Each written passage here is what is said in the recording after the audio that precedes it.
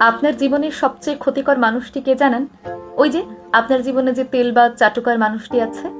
আমাদের সমাজে কিছু তেলবাজ মানুষ থাকে না, এরাই কিন্তু আমাদের ক্ষতির সবচেয়ে বড় কারণ। চলুন একটি গল্পের মাধ্যমে ব্যাপারটি বোঝা যায়। এই গল্পটি শোনার পর আজকে থেকে আপনারা আর কোনোদিনও সে আপনার জীবনে থাকা তেলবাজ মানুষটিকে বিশ্বাস করতে পারবেন না। তাহলে শুরু করা যাক। একবার একটি কাক এক কসাইয়ের দোকান থেকে এক টুকরো মাংস নিয়ে এসে গাছের ওপর বসে। তার চিন্তা ছিল সেখান থেকে সে উড়ে এসে আরাম করে গাছের উপর বসে সে মাংসের টুকরোটি খাবে। তো যেই ভাবা সেই কাজ, সে যখনই মাংসের টুকরো খেতে যাবে তখনই সেই গাছের নিচ দিয়ে একটি শেয়াল যাচ্ছিল। এখন শেয়াল মনে মনে ভাবলো কিভাবে কাকের কাছ থেকে সেই মাংসের টুকরোটি সে ছিনিয়ে নেবে। এখন শেয়াল যেহেতু গাছের উপরে উঠতে পারে না, সে চাইলেও কাকের কাছ থেকে সেই মাংসের টুকরোটি ছিনিয়ে নেওয়া যাবে না। কিন্তু ওই যে আমরা তো জানি শেয়াল হলো ধূর্ত প্রাণী, তাই সে তেমনই একটি ধূর্ত পরিকল্পনা করলো। শেয়াল কাককে বলল, কাক ভাই, তুমি তো দারুণ সুন্দর, ভীষণ সুন্দর, তোমাকে দেখে আমি মুগ্ধ হয়ে গিয়েছি। তুমি দেখতে এতটা সুন্দর, তোমার কণ্ঠ না জানি কতটা সুন্দর।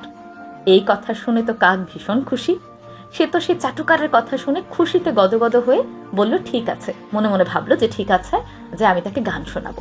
এখন শিয়াল তাকে অনুরোধ করলো, কাক ভাই, তুমি এত সুন্দর, তোমার সুন্দর গলার একটি গান আমাকে শোনাও না প্লিজ।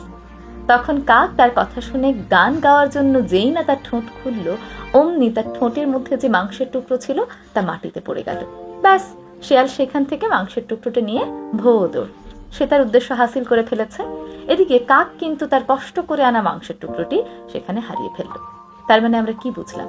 আমাদের জীবনে যে চাটুকার বা তেলবাজ মানুষগুলো থাকে, তারা মূলত আপনাকে তেল দিয়ে আপনার সঙ্গে চাটুকারিতা করে মিথ্যে প্রশংসা করে আপনার জীবনের অনেক বড় ক্ষতি করে। তাদের কথা ইনফ্লুয়েন্স হয়ে আমরা যখন আমাদের জীবনের কোনো সিদ্ধান্ত নিই, তখনই আমরা ক্ষতির সম্মুখীন হই। তাই সতর্ক থাকতে হবে। কে সত্যি সত্যি ভালোবেসে আপনাকে প্রশংসা করছে আর কে শুধুমাত্র অকারণে সবসময় চাটুকারিতা করে যাচ্ছে, এই ব্যাপারটি কিন্তু আপনাকে বুঝতে হবে। তাহলে জীবনে অনেক বড় ক্ষতি থেকে বেঁচে যাবেন। গল্পটি কেমন লাগলো আমাকে অবশ্যই কমেন্ট করে জানাবেন। ধন্যবাদ।